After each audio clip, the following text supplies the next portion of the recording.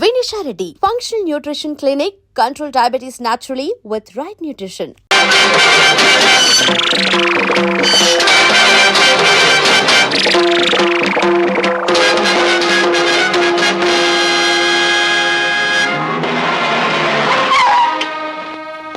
Welcome mister Prataparao. నాకు పుట్టినరోజు శుభాకాంక్షలు చెప్పడానికి వచ్చారా? పుట్టినరోజా? Of course. జైలుకు వెళ్ళక ముందు ఈ రోజు నా పుట్టినరోజు కాదు, కానీ ఈ బంది కాలంలో నుంచి బయటపడ్డ ఈ భార్గవ్కు ఈ రోజే నిజమైన పుట్టినరోజు. మిస్టర్ భార్గవ, ఒక నిర్దోషి దోషిగా జైలు గోడల మధ్య శిక్ష అనుభవించి బయటకు వస్తే అతని మానసిక ప్రవృత్తి ఎలా ఉంటుందో ఒక పోలీస్ ఆఫీసర్ గా నేను ఊహించగలను. ప్రవృత్తిని ఊహించగలరేమో గాని ఈ రోజు నుంచి నా వృత్తిని మాత్రం మీరు ఊహించలేరు.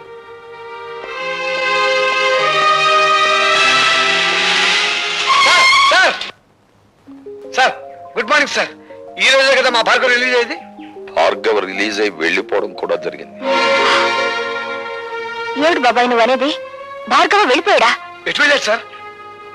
భార్గవ ఆవేశంలో ఉన్నాడు. ఆవేశంలో ఉన్నవాడు ఏ దిక్కుకు వెళ్తాడో ఎవరు చెప్పగలరు? వాడెవడో జైలు నుంచి వస్తున్నాడని మమ్మల్ని పుట్టింటి పంపించేస్తారటండి. మా తమ్ముడు ఉద్యోగ ప్రయత్నంలో ఉన్నాడు కదా, కనీసం వాడైనా దగ్గర ఉంచుకోండి. ఏమే అవతల పొజిషన్ థ్రిల్ అయిపోతుంటే ఇంకా పురాణం చెప్తూ కూర్చుంటావంటే నువ్వు కారు ఎక్కువ చేసుకో. 4 రోజులు కలిసి అంటే గతం మర్చిపోతాడు, అన్ని గొడవలు సర్దుకుంటాయి. ఏం కంగారు రే, మీ అమ్మగారి పురాణం మీద కొత్త అయినట్టు సొత్త కూకుంటావేట్రా పోనీ. చాలండి సంబడం.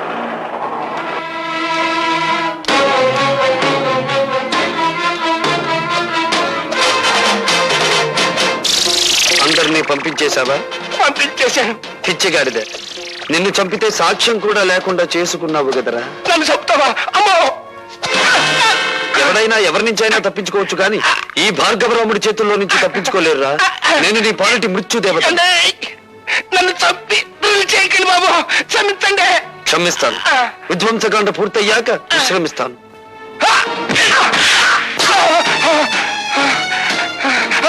ఈ పిచ్చ కదరా నీ దగ్గర లంచంగా తీసుకున్నానన్నావు. ఈవీసీఆర్ టీవీలో కదరా నాకు లంచంగా ఇచ్చానని చెప్పావు. ఈ పని కదరా నేను అవినీతితో తీసుకున్నానన్నావు.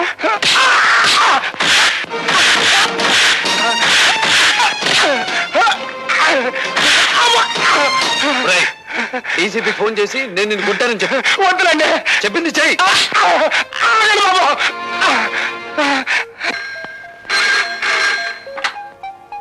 హలో, నమస్కారం. నేను డీసీపీ గారు, నేను సదానందాన్ని మాట్లాడతాను. ఆ భార్గవ్ గారు నా ఇంటి మీద పడి నన్ను తుక్కురాడండి. షటప్. ఇంతకు ముందు కూడా ఇలాగే అబద్ధాలాడి అతన్ని జైలు పాలు చేశారు. ఇంకెప్పుడు ఇలాంటి తప్పుడు రిపోర్ట్లు ఇవ్వకండి. ఏమన్నాడు? నమ్మట్లేదండి. కరెక్ట్, నమ్మడు కాబట్టే ప్రతిరోజు వచ్చి నిన్ను తని పెడతాను. రోజునా? అవును. వినపెట్టింది.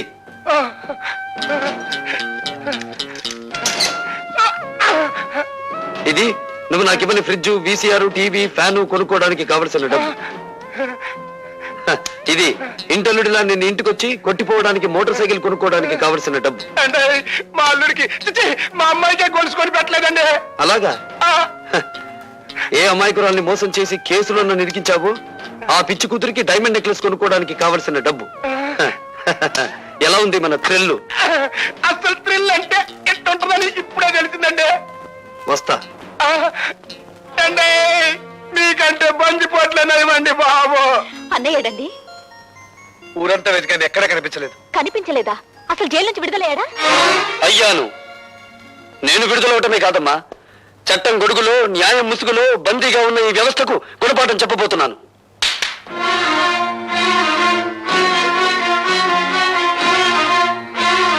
ఈ వస్తువుల్ని లంచంగా తీసుకున్నానని ఒక రోజున ఈ ఇంట్లోనే ఈ చేతులకే సంఖ్యలు వేశారమ్మా. అవే వస్తువులు ఇప్పుడు దౌర్జన్యంగా తెచ్చాను. అడిగే దమ్మున్నవాడు లేడు, ఎక్కడ పని ప్రశ్నించే హక్కున్నవాడు లేడు. హక్కున్న వాళ్ళ మేమున్నాను రా. నువ్వు చెడిపోయి తీసుకొచ్చిన ఈ వస్తువులన్నీ స్వీకరించడానికి మేము సిద్ధంగా లేవు. నువ్వు వట్టి బోళా శంకరుడివిరా.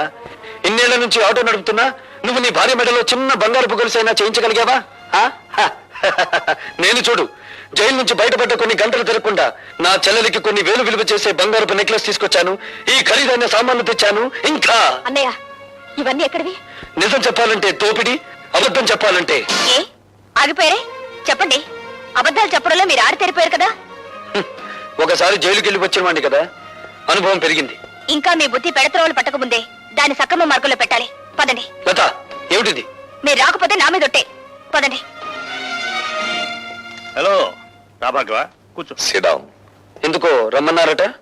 ఉద్యోగం కోసం నిన్న ఒకసారి ఇంటర్వ్యూ చేశాను. మరొకసారి ఇంటర్వ్యూ చేయాలని రమ్మన్నాను. నేను ఇంటర్వ్యూలకు వెళ్ళకూడదని నిర్ణయించుకున్నాను. ఈ ఇంటర్వ్యూ ఉద్యోగం కోసం కాదు భార్గవ, నీ జీవిత భాగస్వామిని ఎంచుకోవడం కోసం. అంటే మా అన్నయ్య కూతురు లతను నీకిచ్చి వివాహం చేయాలని పెద్దలు నిర్ణయించారు. ఈ పెళ్లికి భార్గవ ఇష్టపడటం లేదు. భార్గవ, నీ సమాధానం. అనాలోచితంగానో ఆవేశంగానో చెప్పింది కాదు. సునీతపు త్రాసులో బంగారం తూచినట్టు తూచి నిర్ణయించుకున్నది. భార్గవ, నువ్వు తీసుకున్న నిర్ణయానికి నీ బంగారు భవిష్యత్తు ఏమవుతుందో ఆలోచించావా? బాగుపడుతుంది. భార్గవ, అవును సార్, లత తండ్రి దగ్గర ఉద్యోగిగా పనిచేస్తూ నేను లంచగొండిగా అరెస్ట్ అయ్యాను. లత పిన్న తండ్రి నన్ను కోర్టు నుంచి జైలుకి తీసుకెళ్లాడు. సంఖ్యలు వేసిన ఆ చేతులు ఈ కాళ్ళు గడికి కన్యాదానం చేయించగలవా? అంటే మేము నిన్ను కాపాడలేకపోయినందుకు దాని జీవితాన్ని నాశనం చేస్తావా? లేదు, నా జీవితాన్ని నాశనం చేసుకోవడానికి సిద్ధపడ్డాను. నేను ఎక్కి వెళ్లాలనుకున్నది పూలరథమైతే లతను నిస్సందేహంగా నాతో తీసుకెళ్లేవాడిని. కానీ నేను నడవబోయేది ముళ్ళకంచం మీద. లతను అందుకే నాతో తీసుకెళ్లలేకపోతున్నాను. నీ నిర్ణయం నువ్వు తీసుకుంటే నేనేం కావాలి? మరో మనిషిని పెళ్లి చేసుకో. మరో మనిషిని పెళ్లి చేసుకోవాలా?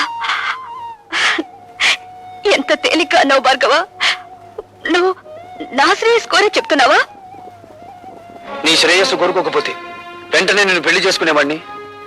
నిన్ను నీ ఆస్తిని ఇష్టం వచ్చినంత వరకు అనుభవించి నా దారిని నేను వెళ్లి కసి తీర్చుకునేవాడిని. ఎవరి మీద నీ కసి? సమాజం అంటూ ఉంటే నేను అందులో భాగస్తుణ్ణి, సంఘం అంటూ ఉంటే నేను అందులో ఒకణ్ణి. అందుకే వ్యక్తిగతమైన కక్ష పెంచుకున్నాను. నా భవిష్యత్తుని, నా తండ్రి ప్రగతిని నాశనం చేసిన ఆ రాజశేఖరం మీద పగ తీర్చుకుంటాను. పగ తీర్చుకుంటే ఏమొస్తుంది? పెళ్లి చేసుకుంటే ఏమొస్తుంది? భార్య, కాపురం, బిడ్డలు, జీవితం, సుఖ సంతోషాలు. ఇవన్నీ నిజమైతే మీరెందుకు పెళ్లి చేసుకోలేదు? తడుముకోవద్దు. తడుముకున్నా మీకు సమాధానం దొరకదు మిస్టర్ ప్రతాపరావు. పెళ్లి చేసుకుంటే మనిషికి శారీరక విశ్రాంతి లభిస్తుంది, పగ తీర్చుకుంటే మానసిక విశ్రాంతి లభిస్తుంది. మిస్టర్ భార్గవ, రాజశేఖరం చనిపోతే అతని కుటుంబమే నష్టపోతుంది. కానీ నీలాంటి అభ్యుదయవాది చెడిపోతే సమాజం నష్టపోతుంది. సమాజానికి అవసరమయ్యే నీలాంటి వ్యక్తులు దేశ ప్రగతికి అడ్డుపడకూడదు. ఇప్పుడు నాకు దేశం కంటే ముందు తండ్రి ఆత్మశాంతి ముఖ్యం. దానికోసం ఏదైనా చేస్తాను. అదే ఆఖరి మాట. కొత్త జీవితానికి మొదటి మాట.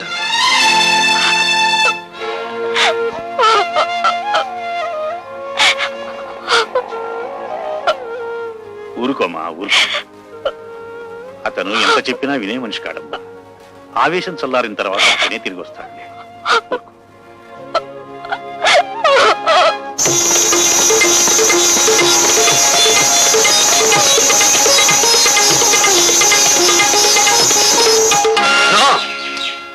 ఆనందానికి ఆనకట్ట వేయకు, సంగీతానికి సంకెళ్ళు వేయకు, పల్లవి రాకముందే పాటను మింగేయకు. నా కోసం మళ్ళీ వచ్చారా?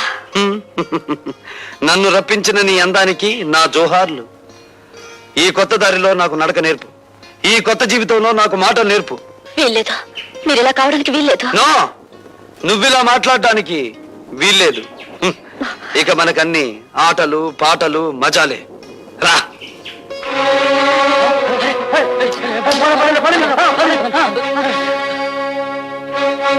కమాన్, డాన్స్ చేసే.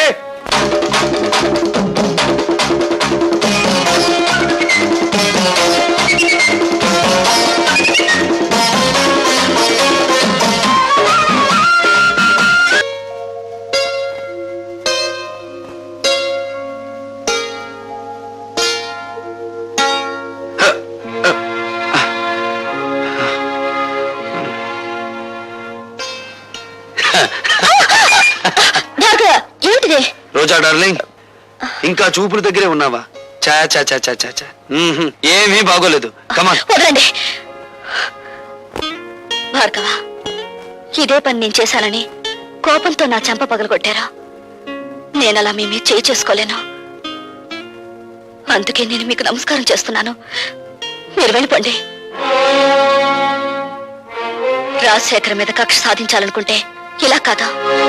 ఆ పని మీరు చేస్తానంటే నేను సాయపడతాను. రాజశేఖరం మీద నీకెందుకు పగ? ఆ పరమ నీచుడే మా నాన్నగారు చనిపోవడానికి బాధ్యుడు. నీ తండ్రి పేరు? జనార్దన్ రావు. రోజా, మీ నాన్నను అడ్డం పెట్టుకుని ఏ వ్యక్తిని రాజశేఖరం హంతకుని చేశాడో ఆ ఠాగూర్ నా కన్న తండ్రి. అవును రోజా, ఆయన జైల్లో చనిపోయే ముందు జనార్దన్ రావు కూతురు ఎక్కడున్నా వెతికి ఆమెకింత మేలు చేయమని కోరాడు. మేలా? ఆ పని నువ్వు చేయలేవు. అది అనుకున్నంత సులభము కాదా. నా జీవితం నాశనమైంది. నా మేలు కోరితే రాజశేఖర్ మీద పగ సాధించా. ఈ అభాగ్యరాలు నీకు రుణపడి ఉంటుంది. వాడి ఎంత చూసి నీ తండ్రి ఆత్మకు శాంతి కలిగిస్తాను.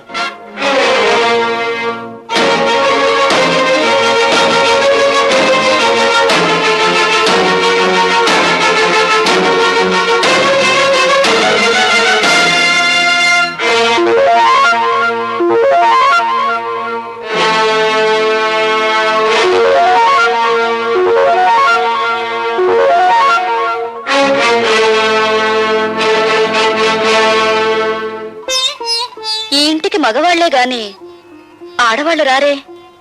ఇంతకీ ఎవరు మీరు? నీలా తెగిన గాలిపటాన్ని కాదు, నీలా ఇంగిలి విస్తరాకుని కాదు. ఉపమానాలు విసురుతున్నారు. మీరు రచయిత్రా?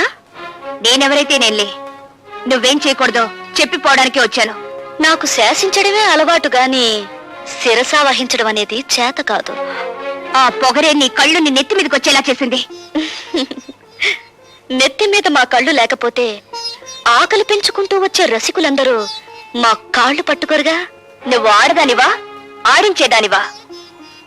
ఆటలు ఆడిస్తాను, రాగాలు తీయిస్తాను, నవ్వులు నవ్విస్తాను. ఏడవకుండా ఇతరుల్ని ఏడిపించగలవు కూడా. అవునా? నువ్వు ఒట్టి రచయిత్రవే అనుకున్నాను. శూర్పణఖలా ఉన్నావే. కాదు, రాముణ్ణి ప్రేమతో కోరుకుంటున్న సీతను నేను, కామంతో దోచుకోవాలనుకుంటున్న శూర్పణఖవి నువ్వు. నా మీదంత నింద వేస్తున్నావే. నీకేం ద్రోహం చేశాను? ప్రేమ పెళ్లి అనే పదాలకు అర్థం తెలుసుకుంటే నువ్వు నాకేం ద్రోహం చేశావో నీకే తెలుస్తుంది. ప్రేమ ప్రేమ అనే పదానికి అన్నప్రాసన రోజునే నీళ్లు వదులుకున్నాను. పెళ్లి అనే మాటకి అక్షాభ్యాసం నాడే అర్థం మర్చిపోయాను. శీలాన్ని సమర్థబంతిలోనే చుట్టి వీధిలోకి విసిరిపారేశాను. అవేమీ ఇక్కడ దొరకవు. సుఖం భోగం అనే రెండు మాత్రమే ఇక్కడ దొరుకుతాయి. మీ చేతుల్లో చిక్కుకున్న విలాస పురుషుల భార్యల కన్నీళ్లు దొరకవా ఇక్కడ? మీరు భార్గవ భార్య? ఆ అదృష్టానికి నువ్వే దూరం చేస్తున్నావు. చూడండి, భార్యకు భర్త మీదే అధికారం ఉంటుంది, కానీ విలయానికి ఊళ్ళో వాళ్ళందరి భర్తల మీద అధికారం ఉంటుంది. షరాప్! కోపం దేనికి? ఇంకా పెళ్ళవకుండానే ఆయన మీద నువ్వు అధికారం చేయాలనుకుంటే నా పక్కదాకా వచ్చాడే, మరి నేనెంత అధికారం చెలాయించాలి? విలయాలకి ప్రేమ విలువ తెలీదు. గుప్పెడు మల్లెపూలతో, అప్పు తెచ్చుకున్న నవ్వులతో, దాచిపెట్టుకున్న వయసుతో మగవాణ్ణి సొంతం చేసుకోవాలని చూస్తారే గాని గుప్పెడు మనసుతో కాదు. ఆ మనసు నాకుంది. ప్రేమించిన వాడు దూరం అయినప్పుడు ఆ మనసు పడే తపన, ఆవేశాన్ని ఈ ప్రపంచంలో ఏ శక్తి ఏమి చేయలేదు. నువ్వెంత అమ్ముడు పోయే ఆడదానివి. భగవంతుడా, జైల్లో రాక్షసులాంటి మనుషుల మధ్య బ్రతికొచ్చిన మా